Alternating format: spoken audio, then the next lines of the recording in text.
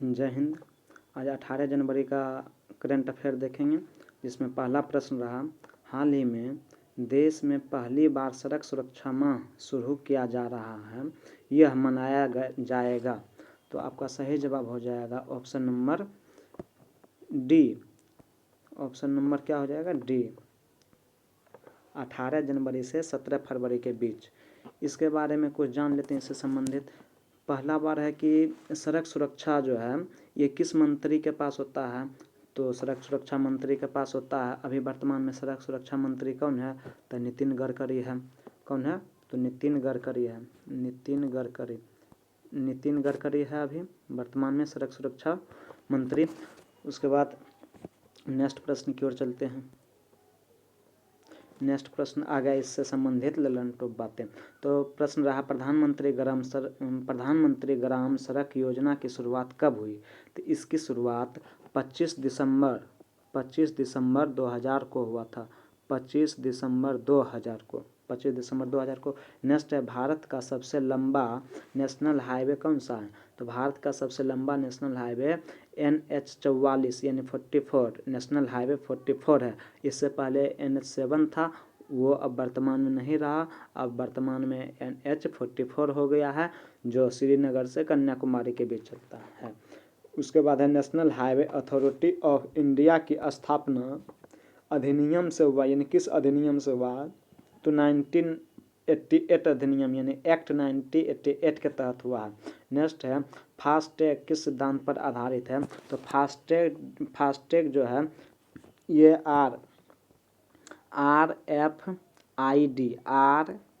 RFID एक देख लेते हैं, इधर लिख देते हैं, RFID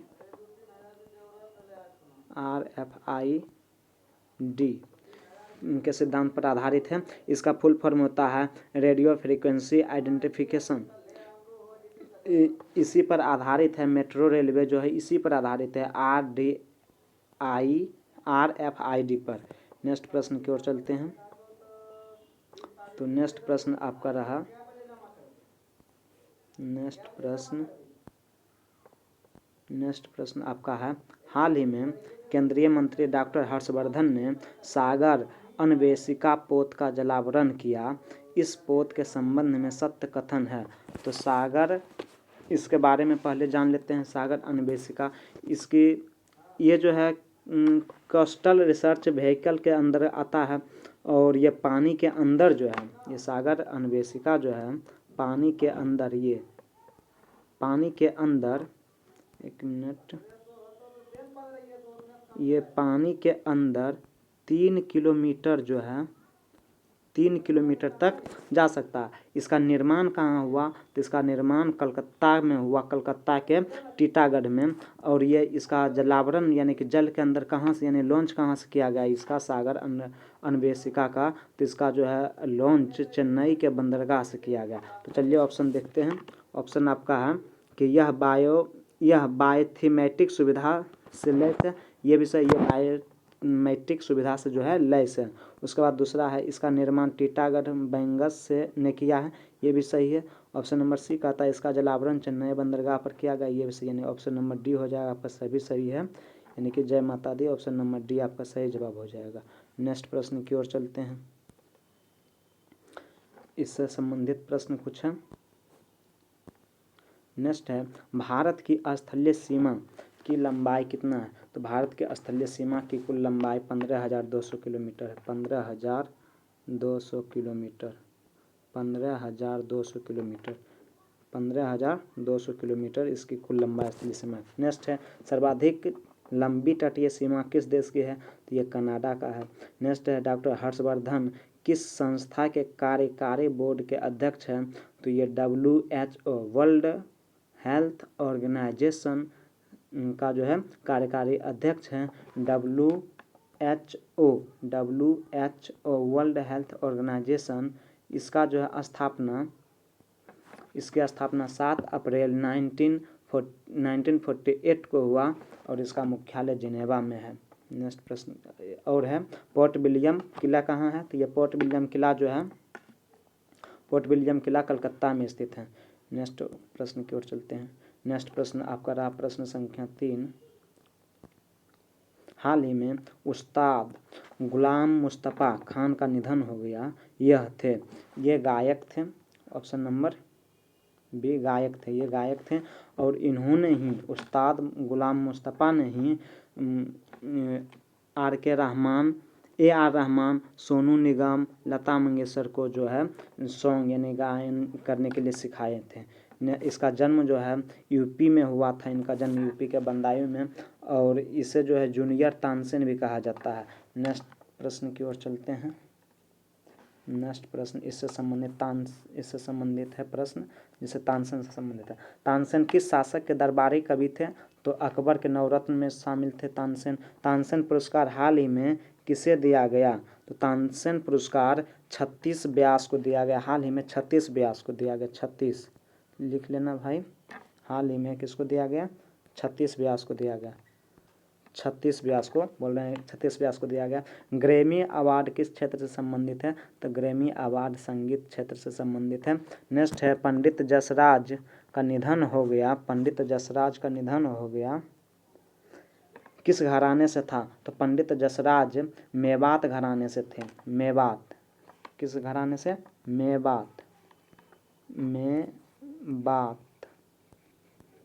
मेवात घराने से संबंधित है। नेक्स्ट प्रश्न की ओर चलते हैं और आपका अगला प्रश्न रहा प्रश्न संख्या 4। नेक्स्ट है, हाल ही में प्रधानमंत्री ने कितनी राशि के साथ स्टार्टअप इंडिया सीड फंड स्थापित किए जाने की घोषणा की है? तो आपका सही जवाब हो जाएगा ऑप्शन नंबर ए, 1000 करोड़ रुपये के साथ प्रधानमंत्री ने इस योजना को शुरू करने का जो है निर्णय लिया। अब स्टार्टअप इंडिया की शुरुआत कब हुआ? तो इसकी शुरुआत 16 जनवरी 2016 को होता है। अभी वर्तमान में इसका 5 वर्ष पूरा हो चुका है। इसके लिए एक अंतर्राष्ट्रीय सम्मेलन शुरू किया गया, जिस सम्मेलन का नाम था प्रारंभ। नेक्स्ट प्रश्न की ओर चलते हैं। नेक्स्ट प्रश्न इससे संबंधित देख लेते हैं।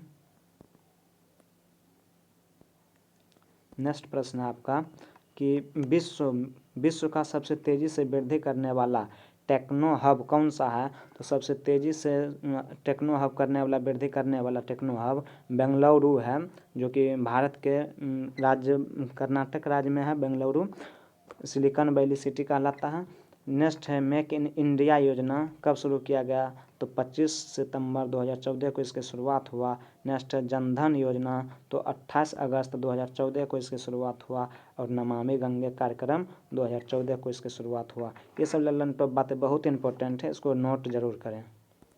नेक्स्ट की ओर चलते हैं और आपका अगला प्रश्न रहा 5वां प्रश्न रहा, कहता है हाल ही में जारी अंतर्राष्ट्रीय प्रवास 2020 रिपोर्ट के अनुसार भारतीय प्रवासियों की सबसे बड़ी आबादी किस देश में रहती है? यानी कि एक अंतर्राष्ट्रीय प्रवास के द्वारा रिपोर्ट आता है, उसके अनुसार भारत का सबसे ज़्यादा प्रवासी किस देश में रहता है? तो आपका सही जवाब हो जाएगा option number D. Option number D संयुक्त अरब अमीरात, यूएई में सबसे ज़्यादा जो है भारत का व्यक्ति रहते हैं। भारत का जो है प्रवासी मजदूर रहते हैं यूएई में।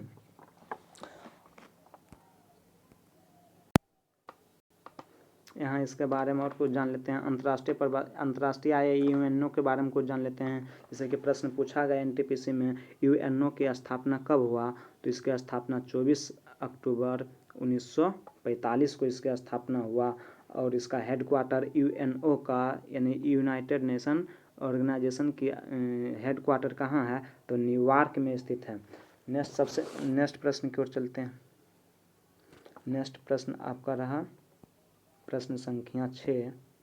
प्रश्न संख्या 6 में आपका प्रश्न है कि हाल ही में पेट्रोलियम संरक्षण अनुसंधान संघ PCRA ने स्वच्छ ऊर्जा के बारे में जागरूकता फैलाने के लिए किस अभियान की शुरुआत की है? बहुत इंपॉर्टेंट प्रश्न है, तो इसका सही जवाब हो जाएगा ऑप्शन नंबर बी सक्षम। ऑप्शन नंबर बी सक्षम आपका सही जवाब हो जाएगा। सक्षम शक्ति जो है ये सेकेंड परमाणु परीक्षण जो है किया गया। ऑप्शन नंबर ए शक्ति जो है सेकेंड परमाणु परीक्षण 1998 में किया गया है, इससे संबंधित है। गरिमा उड़ीसा में शुरू किया गया स्वच्छ कर्मियों के लिए एक गरिमा योजना। नेक्स्ट प्रश्न की ओर चलते हैं। नेक्स्ट प्रश्न आपका रहा प्रश्न संख्या 7। नेक्स्ट प्रश्न कहता है हाल ही में किस केंद्र शासित प्रदेश या राज्य में खेलो इंडिया आइस हॉकी चैंपियनशिप आयोजित की गई है? तो आपका सही जवाब हो जाएगा option number C, Ladakh. Ladakh में जो है इसकी शुरुआत हुआ और लद्दाख ही इसको जो है जीत लिया। लद्दाख में शुरू हुआ और लद्दाख स्काउट से इसका विजेता बना है। अब लद्दाख के बारे में कुछ जानते हैं। जैसे लद्दाख का भी उपराज्यपाल कौन है? तो R.K. माथुर है। और लद्दाख में कितने राज्य हैं? तो सॉरी कितने ज़िले हैं? तो 2 ज़िले हैं, लेह और कारगिल जो है वहाँ लद्दाख में सिर्फ 2 ज़िले हैं। और ये अस्तित्व में कब आया? केंद्र शासित प्रदेश यूटी कब बना? तो 31 अक्टूबर 2019 को ये जो है यूटी बन गया, यानी कि केंद्र शासित प्रदेश बन गया। और लद्दाख में विश्व का सबसे बड़ा national park Hemis national park Ladakh में ही स्थित है। नेक्स्ट प्रश्न की ओर चलते हैं। नेक्स्ट प्रश्न उससे संबंधित कुछ लल्लन टॉप बातें देख लेते हैं। जैसे कहता है पहला, खेलो इंडिया यूथ गेम्स के चौथे संस्करण का आयोजन कहाँ होगा? तो चौथा संस्करण का आयोजन हरियाणा के पंचकुला में होगा। नेक्स्ट प्रश्न है हरियाणा के पंचकुला में। नेक्स्ट प्रश्न है आपका, पहले खेलो इंडिया यूनिवर्सिटी गेम्स कहाँ संपन्न हुए? खेलो इंडिया यूनिवर्सिटी गेम्स, तो यूनिवर्सिटी गेम्स उड़ीसा में हुआ था, उड़ीसा के भुवनेश्वर में। नेक्स्ट है विंटर खेलो इंडिया गेम्स के दूसरे संस्करण का आयोजन कहाँ पर होगा? तो इसका सही जवाब हो जाएगा गुलमर्ग, जम्मू कश्मीर के गुलमर्ग। ये आंसर बोल रहे हैं भाई, कॉपी में नोट करते हुए जाना है, बहुत ही इंपॉर्टेंट ये सब प्रश्न है। ये सब बहुत इंपॉर्टेंट प्रश्न है, कॉपी में लिखते जाना है। आंसर बोल रहे हैं, वीडियो को पॉज करके रोक के देख लेना है, आंसर लिख लेना है। नेक्स्ट प्रश्न की ओर चलते हैं। नेक्स्ट प्रश्न आपका है, हाल ही में 51वां भारतीय अंतर्राष्ट्रीय फिल्म महोत्सव शुरू हुआ है। इस महोत्सव में फीचर फिल्म खंड की शुरुआत किस फिल्म से होगा? तो आपका सही जवाब हो जाएगा ऑप्शन नंबर ए, सांड की आँख। ऑप्शन नंबर ए, सांड की आँख से जो है इसकी शुरुआत होगा। ऑप्शन नंबर ए, सांड की आँख। इसके बारे में अब अंतर्राष्ट्रीय फिल्म महोत्सव कहाँ होता है? तो ये गोवा में होता है। इसकी शुरुआत कब हुआ? अंतर्राष्ट्रीय फिल्म महोत्सव का शुरुआत कब से हुआ? तो 1952 में इसकी शुरुआत हुआ। अब की बार जो कितना से कितना तक, कब से कब चलेगा? तो 16 जनवरी से 24 जनवरी तक चलेगा। इसमें फीचर फिल्म कौन है? तो सांड की आँख है, जो कि आपका ऑप्शन नंबर ए है आंसर। अब कहेगा ये हेलो, ऑप्शन नंबर बी जो है Hellaro, option number B Hellaro, ये राष्ट्रीय फिल्म अवार्ड जीता है, नेशनल फिल्म अवार्ड हेलारो जीता है। और जोकर जो है फिनिक्स फिल्म के लिए, फिनिक्स फिल्म का निर्देशक थे जोकर। नेक्स्ट प्रश्न की ओर चलते हैं। नेक्स्ट प्रश्न आपका रहा, नेक्स्ट आपका रहा भाई मेरे। नेक्स्ट रहा, हाल ही में चीफ ऑफ डिफेंस स्टाफ की ओर से किसे सिल्वर सम्मान से सम्मानित किया गया? तो आपका सही जवाब हो जाएगा option number B. Option number B आपका कहता है पृथ्वीपाल सिंह को जो सम्मानित किया गया। यहाँ आते हैं, चीफ ऑफ डिफेंस स्टाफ यानी CDS का प्रथम स्टाफ कौन बना है? तो बिपिन रावत, जनरल बिपिन रावत जो है बना है। और ये पृथ्वी सिंह जो है ये सेना के तीनों रूप में, तीनों विंग में काम कर चुके हैं। यानी कहने का मतलब आर्मी में भी रहे हैं, एयरफोर्स में भी रहे हैं, नेवी में भी रहे हैं।